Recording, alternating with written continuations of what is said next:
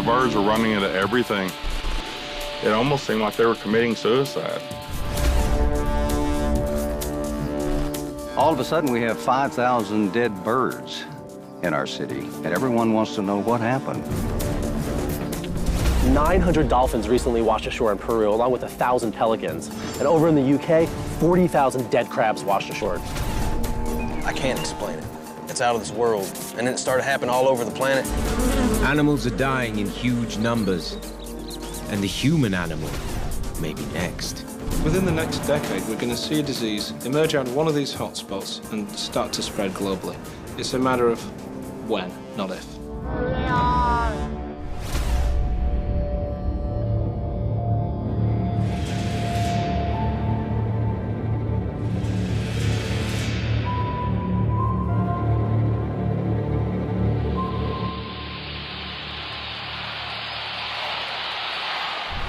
It's New Year's Eve, 2010.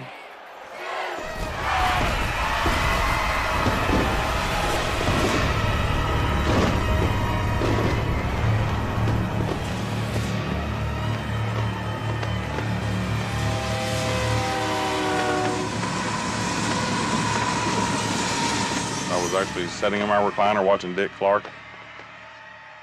20 minutes after that, I heard the first thump on the north end of the house near my daughter's room. It actually sounded like what an orange would sound like if it hit the side of your house. And I decided to go out front to see if someone was throwing something at the house or what was going on.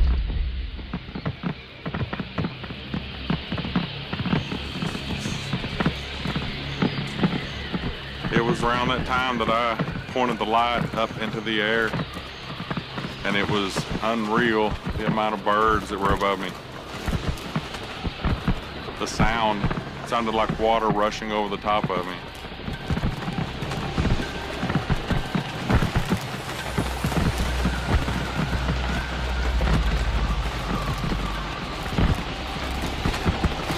The birds were running into everything. As I stood and watched them, I watched birds bounce off my own home, off the front windshield of my vehicle, my son's basketball goal, the mailbox, the trees, anything in sight. The birds were low enough that I had to duck left and right a couple of times to keep from getting hit. It almost seemed like they were committing suicide. It was unreal. They were flying straight into things. And Mike Overstreet is not the only witness. Police Department, Mary, can I help you? There are numerous, very large number of birds that are dead all up and down the road. I was wondering why all the birds are just like dying. We are trying to find that out. We have, our officers are out there and they're trying to figure out what's going on. I don't know if this is silly or not, but... You got birds everywhere? Yes. BB police respond to the 911 calls. I thought it was probably just a practical joke. You know, people call in stuff all the time.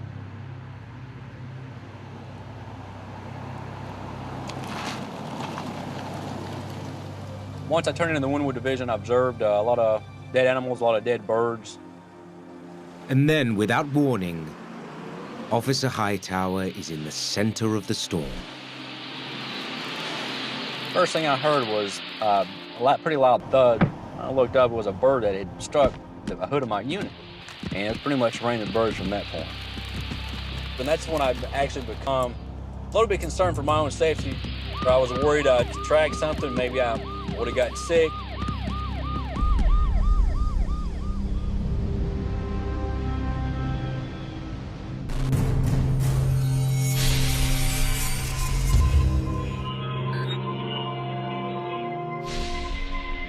BB resident Charles Moore wakes to find something he'll never forget.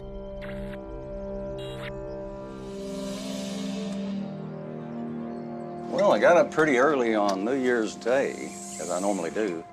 Normal routine is to go out and get the newspaper. I stopped about right here, and there were dead blackbirds all over this yard. probably 20 to 25. And I looked down the street, and it looked like a war zone out there. It looked like something, maybe heavy artillery had blown these birds out of the sky. BB officials want the dead birds off the streets immediately. But when the cleanup begins, the mystery deepens. When we got there that morning and started picking up the birds, we thought that it was really weird that all of the birds, 98% of the birds, were the red-winged blackbird. All of a sudden, we have 5,000 dead birds in our city, and everyone wants to know what happened. What killed the birds? Bert, you heard about the birds falling out of the sky? Well, this is the fish coming out of the river. There's thousands of drum all the way up and down the beach here. Just 160 kilometers northwest of BB, another strange story is unfolding in Ozark, Arkansas. Wow, dude. Aliens or what, guys? David Morrow, a commercial fisherman, has worked on the Arkansas River for years. A friend of mine, he told me this weird stuff that was going on. Me, my brother, and my cousin decided to go check it out. You seen the birds? Look at the fish. They said there's 100,000 of them, at least. We walked down the beach, and every step you took, there's probably 20 or 30 of them things laying around. Everywhere.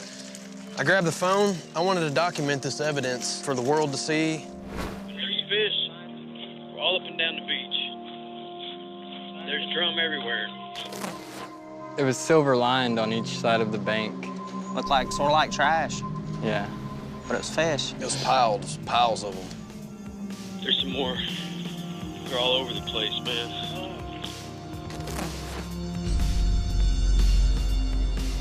There are over 100 different species of fish in the Arkansas River. But only one lies dead on the banks. Just drum. There's no other fish involved. It's all drum. And there's only one species of birds that fell out of the sky in BB, too. Because none of the animals are messing with these fish. You figure that you'll have some birds or something eating on these, but there's nothing touching them. They've been laying here since New Year's Day. Dude, this is nuts. I've never seen it the whole time I've lived here in Arkansas. I don't think anybody else has seen it either, but it's first time for everything, I guess. It's scary. Scary as hell. Man, I wouldn't touch them, man. We need to be wearing masks.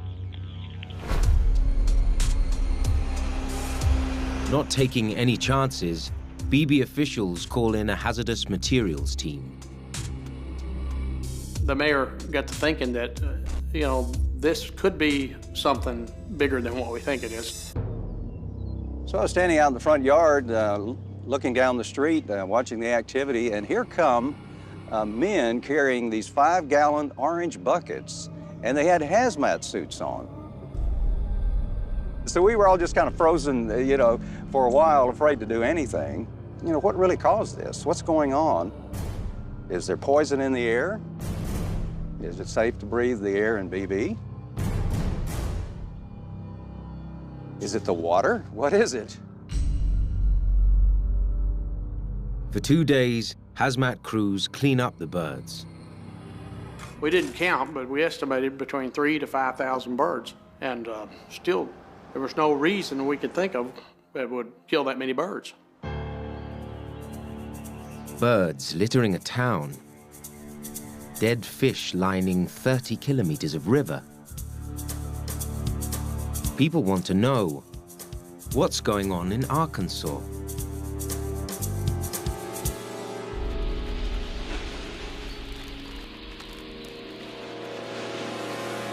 As a naturalist, one of the first things that I think of when I hear about these mass bird die-offs is poisoning. I know that the U.S. Department of Agriculture actually has a campaign of poisoning red-winged blackbirds to help farmers who are losing their crops to the birds. I know also that there's a lot of farmland around BB, Arkansas. So this is a real possibility. Unfortunately, sometimes protecting agriculture and the environment requires the lethal control of some animals. USDA Wildlife Services uses a pesticide called DRC 1339, It is a pesticide specifically for birds. With 70 million red-winged blackbirds migrating through the Midwest, even a small portion of them lands on your crop, it can be devastating. There are rice farmers and sunflower farmers who have lost 100% of their crop to blackbirds.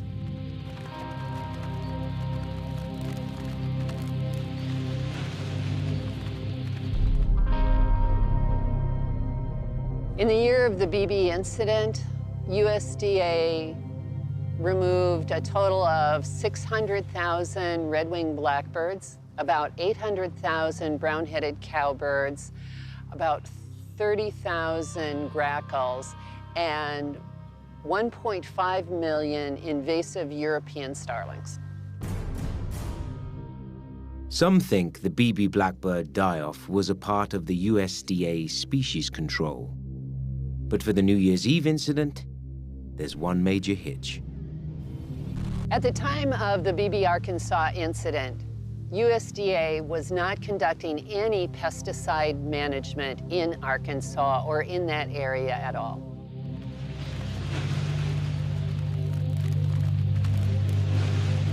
The USDA says that they didn't poison these birds. The next step is to take some of these corpses and send them for a necropsy or an animal autopsy, and then hopefully we'll figure out what's really going on.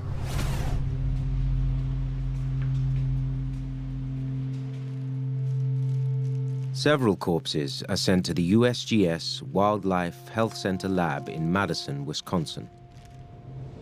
First thing we do when we have a die-off of a large number of birds at a location is to take some x-rays of the dead birds. And this helps us to determine if any of them have been gunshot and to find evidence of physical trauma, broken bones, that sort of thing. This x-ray of the birds from BB Arkansas show that some birds had bones that had been snapped like twigs. And I'm going to have to open these birds and do a necropsy to verify that these broken bones occurred at the time of death and was the cause of death.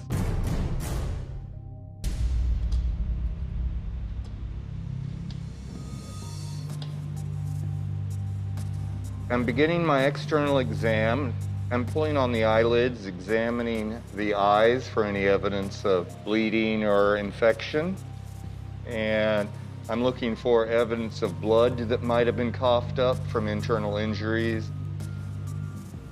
After examining several birds, Dr. Green finds a strange and gruesome pattern. I found the vast majority of them had impact injuries that was the probable cause of death in all instances. Many of these birds appeared to have had injuries like they had been hit by a baseball bat. The BB blackbirds died from blunt force trauma. So the next question is, what hit these birds so hard?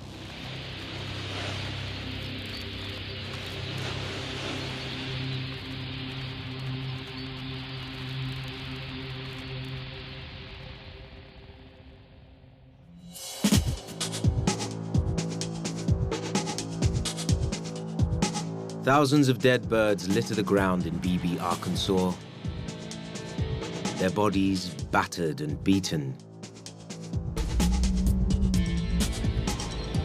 Witnesses to this bizarre event still have many questions. The authorities tried to tell us that everything's okay as they gathered up the birds in hazmat suits, you know. Meanwhile, up on the Arkansas River, things just keep getting weirder. The banks are covered with dead fish, and there's still no forthcoming explanation. And they were all, 15, 20 feet away from the water, just kind of in a straight line, like they just washed up on the shoreline. Just dead.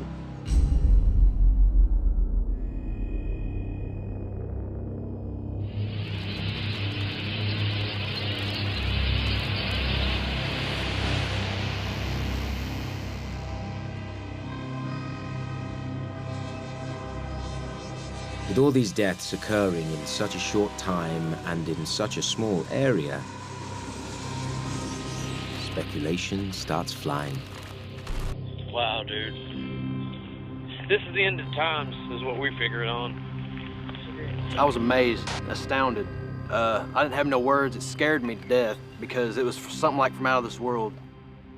Biblical, apocalyptic type stuff.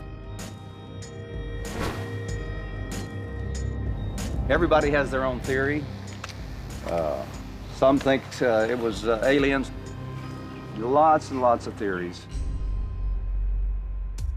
The USGS Wildlife Health Center lab in Madison, Wisconsin. Investigators here specialize in mysterious animal die-offs. The mission of the National Wildlife Health Center is to safeguard wildlife and ecosystem health. When there's a mass death of wildlife, it's our job to go out and investigate. We investigate approximately 600 to 700 in a single year. And investigators have recently witnessed a disturbing trend. There definitely appears to be an uptick in the reports of mass wildlife die-offs, both in the United States as well as across the globe.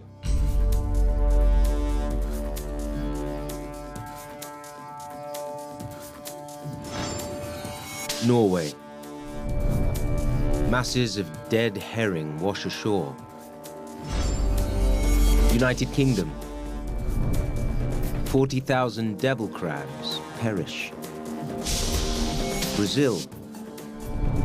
100 tons of sardines float to the surface. The Philippines. Tons of milkfish dead. Peru. 900 dolphins mysteriously died. And in Italy, thousands of turtle doves dropped dead from the sky. You started seeing it on every channel all over the world.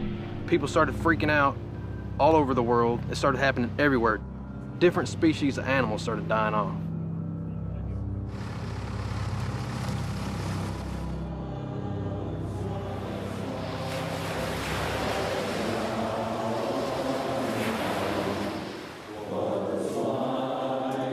Other people think the mass deaths are a sign and a warning of worse to come.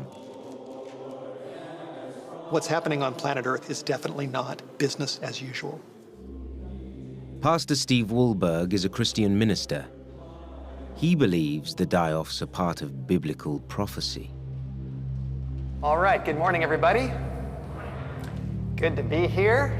When I learned about the 5,000 birds that fell over Arkansas and then the 100,000 dead fish at the same time that washed ashore on the Arkansas River, I thought to myself that God is speaking to us through these events. Something big, something apocalyptic is happening. These kind of things are straight from the Bible. Hosea chapter 4, verse 3 says, the birds and the fish will be taken away. And when you look at the big picture, these kind of things fit perfectly into the signs of the approaching end of the world. Wohlberg believes that humans are to blame.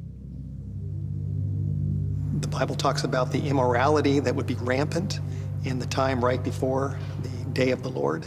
And that immorality is manifesting itself in the corruption of the earth, the destruction of the planet in many different ways, which is affecting the animals and the fish and the birds.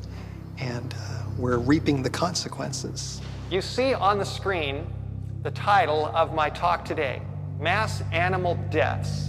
Is this a sign of the end? Let's take a look at this. Jesus said that there would be famines and pestilences, which is another word for diseases. And then he said there would be fearful sights. Did you see that? Fearful sights and great signs shall there be from heaven. People are going to see strange things in the last days.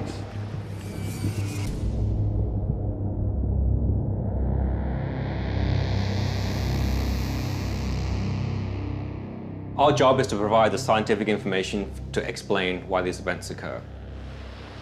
Whilst certainly we understand people's concern and may read into these events certain signs, we focus on the science and providing scientific explanations.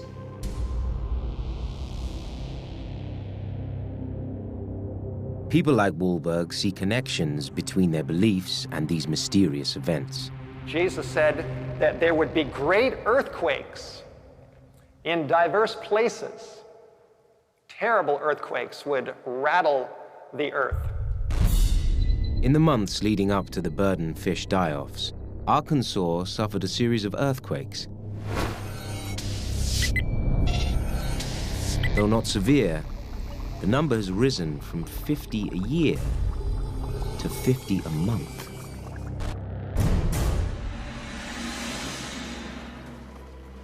But experts at the Arkansas Game and Fish Commission don't see a link between the earthquakes and the die-offs, and continue to search for answers.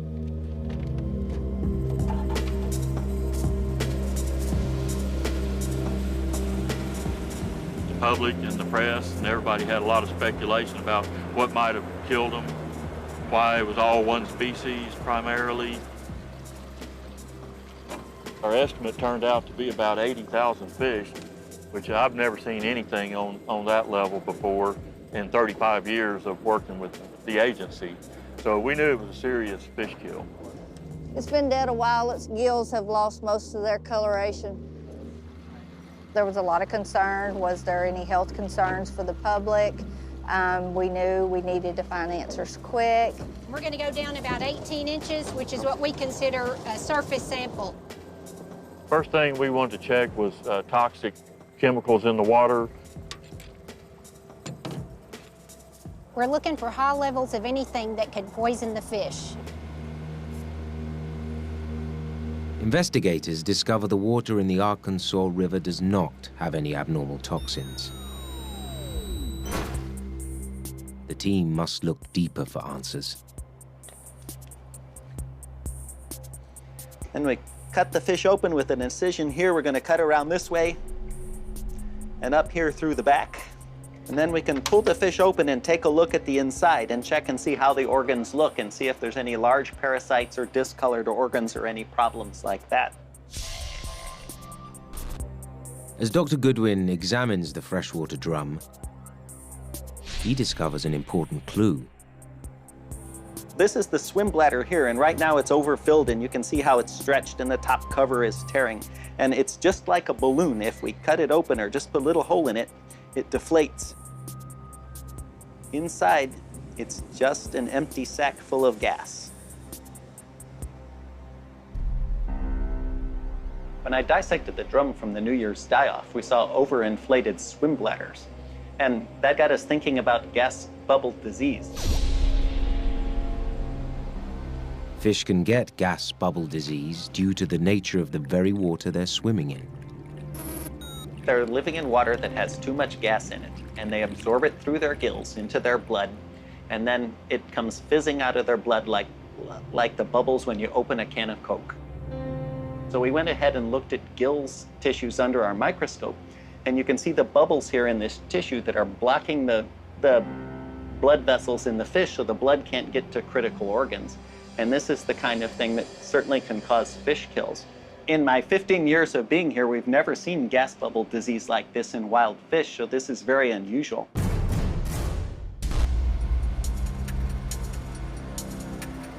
Now, researchers must find why gas levels turned lethal. So you can see a little better. We're going to go ahead and check the gas saturation of the water. Around 120%, anything above that will kill fish.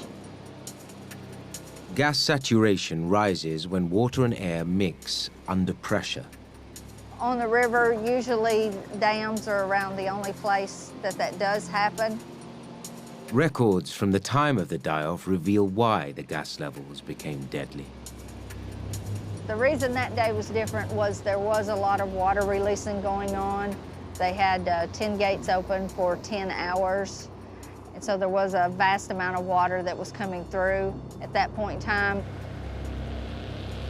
The huge school of fish was simply in the wrong place at the wrong time. These fish were right next to the dam, and they were congregated there, so they were hit with it immediately. Officials say they know what killed the fish, but they're still no closer to explaining what happened to the BB blackbirds.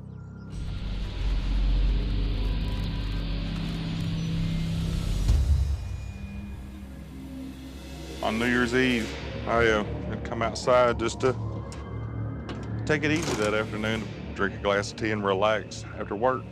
I stepped out on the front porch, and that's when I noticed the birds coming over, which they do every year at this time. And that particular afternoon, it seemed to be, a little more than usual.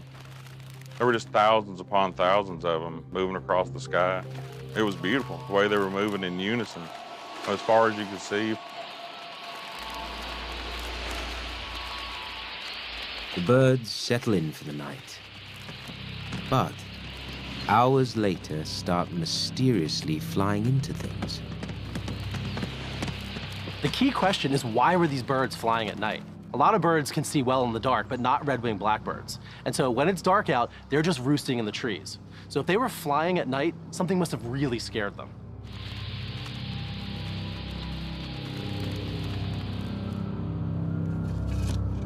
One important clue to the BB mystery is the day and time of the die-off. New Year's Eve.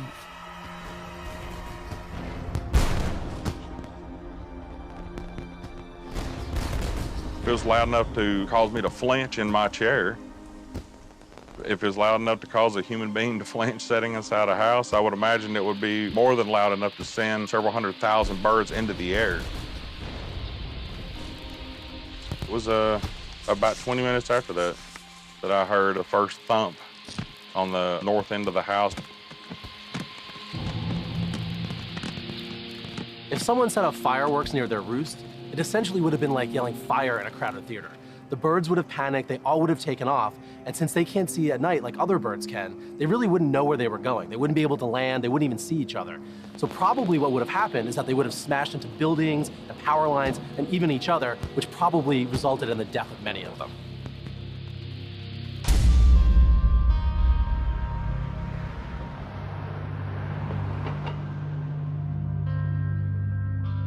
But still, opinions in Arkansas are divided.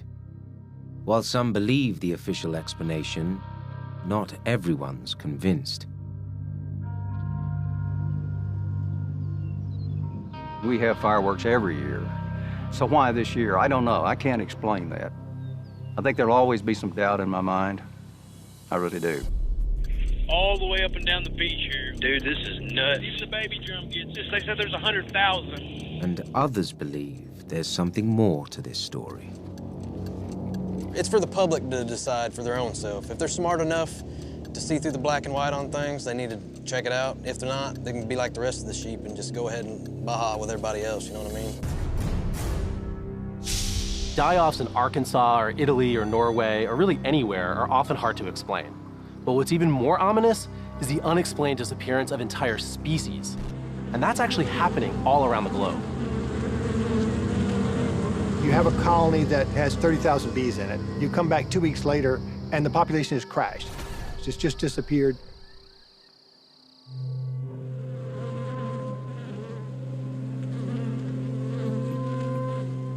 Something's wrong. No dead bees, no nothing. All over the planet, fish, birds, and other animals are dying en masse.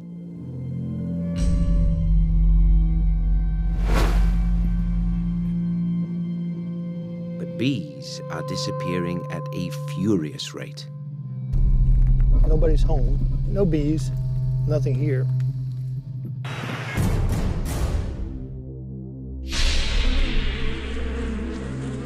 In 2006, bees start vanishing.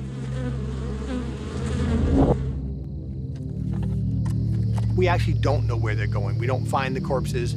They're probably flying off and dying. That's the most likely scenario. But the reality is we don't know. This strange phenomenon is called colony collapse disorder. What's puzzling about colony collapse disorder is that you still may have 2,000 bees left in the colony, but the other 25,000 or so have disappeared, and it happens in a very short time window. We've been losing about 1/3 of the bees every year, which is kind of unsustainable. Disappearing bees raise the stakes for investigators and everyone else on Earth. Because losing bees poses a direct threat to the world's food supply. Most people think about bees and why bees are important. They might think of honey and beeswax. That's fine, but it's really the pollination that they do. Bees put about 1/3 of our food on our table, but it's really the nutritious things that they put on our table, fruits, nuts, and vegetables. If bees were to totally disappear, I think we'd just barely survive. You'd have food shortages. We're not there yet. But even with bees threatened as they are, they're really threatened right now, we're having trouble meeting the pollination demand in the U.S. We're almost at this pollination crisis, probably one bad season away from that.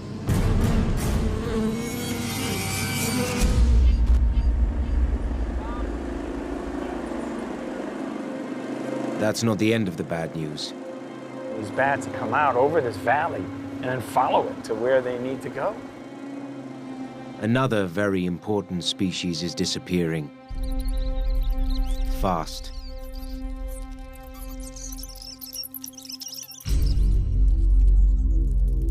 What we have here right now is a situation where we've lost 5 to 7 million bats across the eastern United States.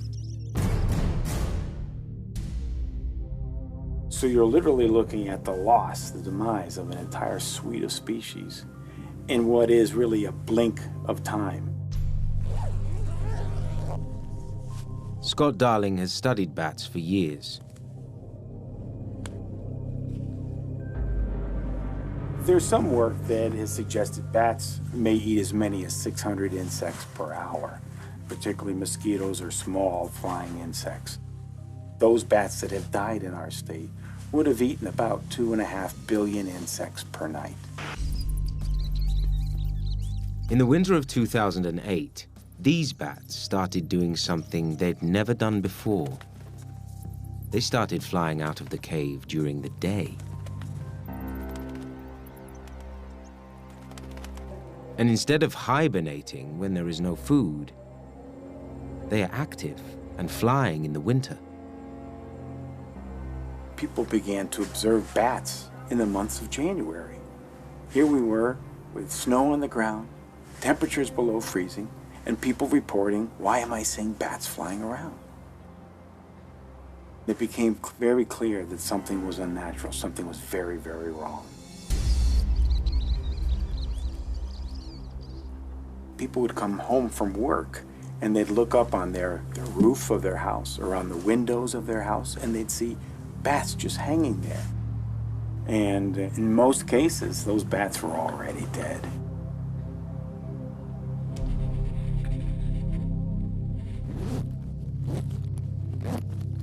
At least bat researchers have corpses to study.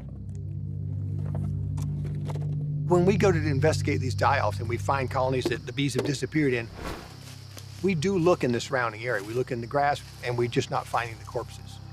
So where they're going is still a mystery.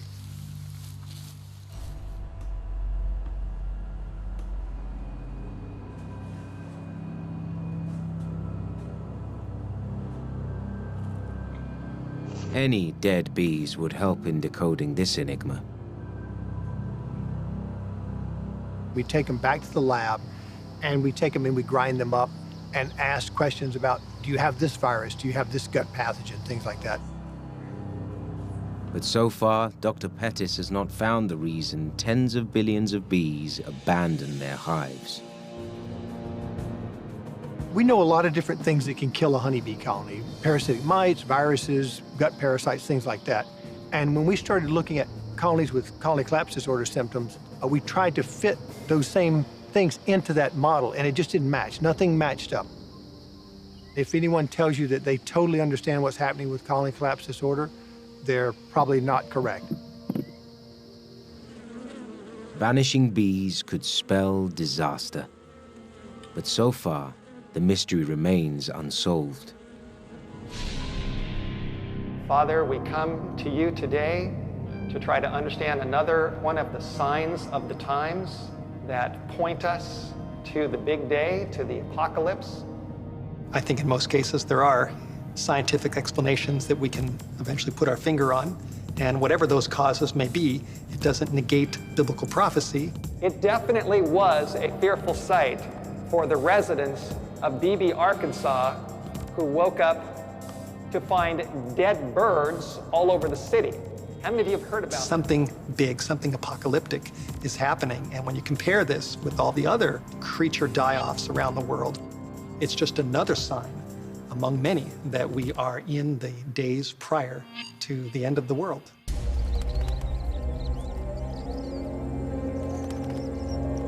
Even wildlife experts are getting worried. The scale of these die-offs is staggering. As researchers return to assess the bats, they can't believe what they're seeing. Milu male dead. Female, dead. Milu female, dead. Dead. Dead. Dead. Those are the kind of sights that really struck us very hard as we went around from cave to cave trying to see if our bats were dying.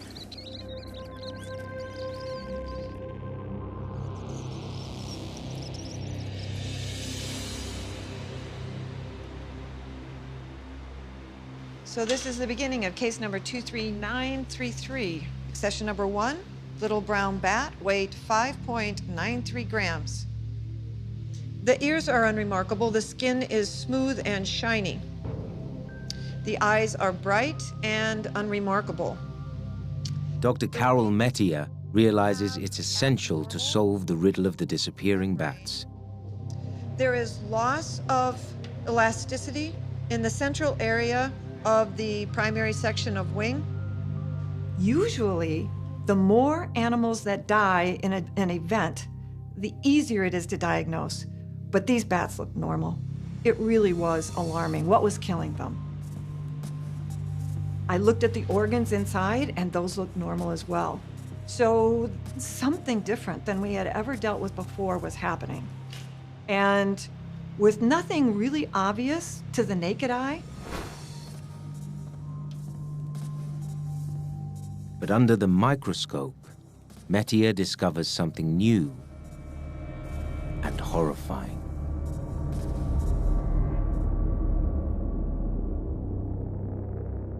What I was seeing was nothing that I'd ever seen before. You look at it and your palms start to sweat because you have a fungus, actually a skin fungus, eroding through living tissue. That doesn't happen. Metier uses ultraviolet light to see exactly where the fungus is attacking. And we determined that each of these spots of fluorescence is actually an area where the fungus is eroding through the skin membrane. The disease started with the name white nose syndrome because of the white, fluffy material seen on the muzzle of the bat. Researchers believe the fungus makes bats desperately thirsty during hibernation. So that they have to wake more often to try to even just find some sort of fluid to sustain them. And then they're battling two things: starvation and dehydration.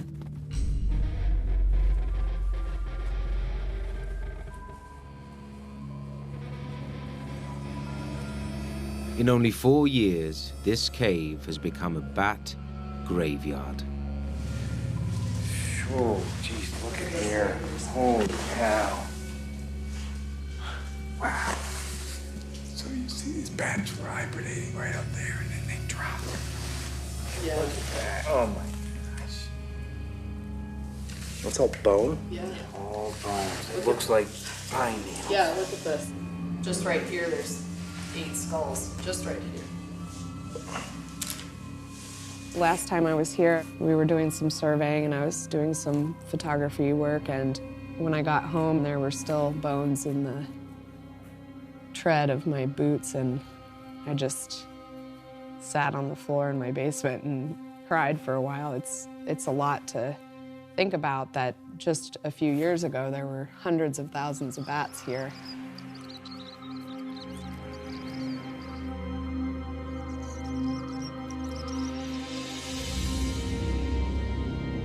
Mettier does not know why this once benign fungus has turned deadly. Somehow, this type of fungus has jumped to eating living tissue rather than just decomposing dead tissue. It has decided it likes living tissue.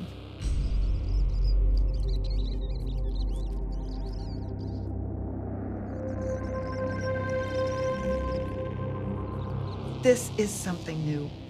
It was so new that we had a hard time convincing everyone else that this fungus was actually what was causing white nose syndrome and the mortality that was happening out there.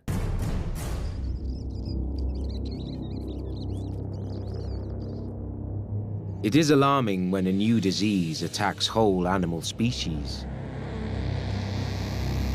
But perhaps more frightening is that animal diseases are jumping to humans and killing people by the millions.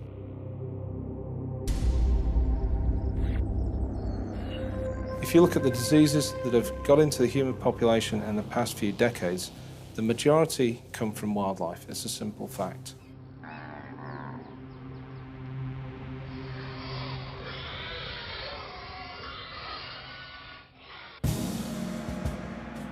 When diseases start jumping species, the stakes are raised. The loss of birds, fish, and insects are alarming, but scientists point out that our own species is also under threat as new diseases emerge.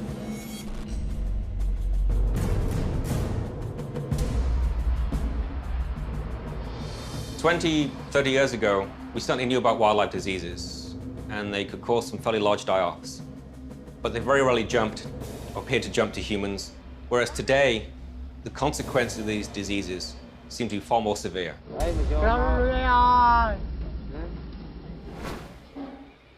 Every year we get, 5 or 6 new diseases emerge into the human population.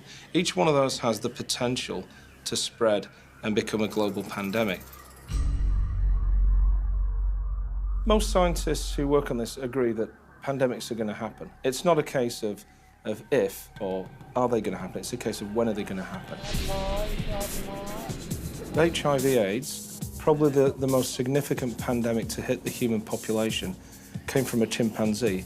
So a chimpanzee virus killed 40 million people on the planet. That's an amazing thing. If we go back in history and we look into the Middle Ages, there's Black Death, and this is a bacterium that emerged from animals, got into people, moved along the trade routes, and killed basically a third of Europe. We've got the 1918 influenza virus that killed over 20 million. If you look at some of the more recent diseases, we've got swine flu, H1N1 influenza virus, that had genes from birds, from pigs. So we've got this mixture of genes going into an influenza virus that make it suddenly able to jump out into humans and become a pandemic.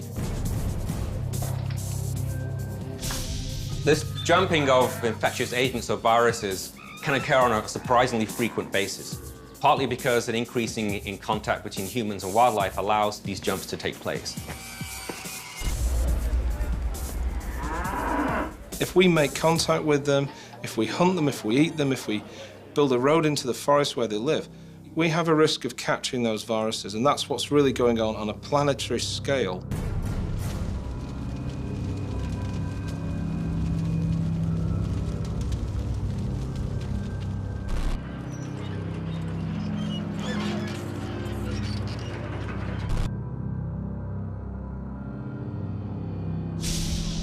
What worries me the most is that in our society we sit here and think we're safe. We don't realize that we're doing these things around the planet that make us incredibly vulnerable to these pandemics.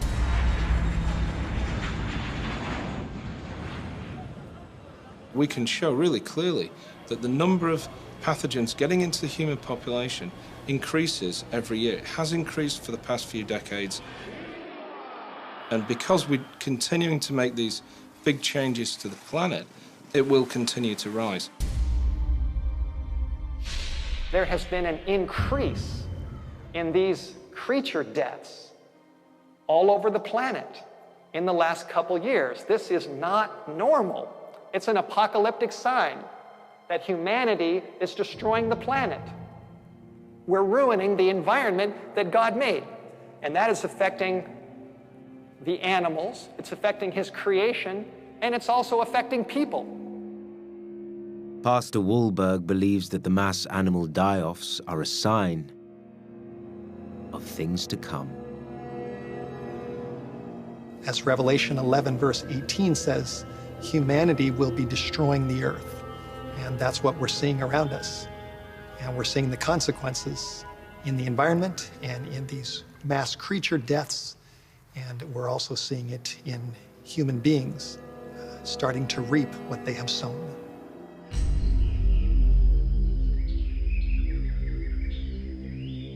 Even if these pathogens originate in remote jungles, they can decimate first world countries. It will always gravitate to the country that travels the most, and that's the US, it's Europe, it's the richer countries of the world. So we're at risk. If you think about an emerging disease that came to the US a few years ago, West Nile virus, we knew about it, but it was in Europe and Africa. Suddenly it emerged in New York, of all places, right next to the airport at JFK and LaGuardia. So why did that happen? It happened because every year we travel more and more from one country to the other. It's going to be pretty much impossible to get rid of. And every year it causes death, it causes disability. What really keeps me awake at night is when I look outside into the countryside and I see animals, I see the viruses they carry, and I think, what is the next one that's going to emerge?